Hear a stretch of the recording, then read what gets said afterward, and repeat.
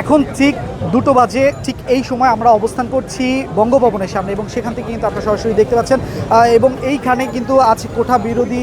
কোঠা যে সংস্কার আন্দোলনের সাথে যারা যে সাধারণ শিক্ষার্থীরা ছিল তারা কিন্তু আন্দোলন চালিয়ে যাচ্ছে এবং সেই আন্দোলনে কিন্তু আপনারা দেখতে পাচ্ছেন যে সকাল 11টা থেকে কিন্তু ঢাকা বিশ্ববিদ্যালয়ের মধ্যে থেকে তাদের যে এই পদযাত্রা সেটি কিন্তু বঙ্গভবনের উদ্দেশ্যে সেটি কিন্তু চলমান করে কিন্তু দুবার পুলিশি বাধা অতিক্রম করে কিন্তু তারা বঙ্গভবনের দিকে ছুটে এসেছে সাধারণ শিক্ষার্থীরা এবং সেখান থেকে ঠিক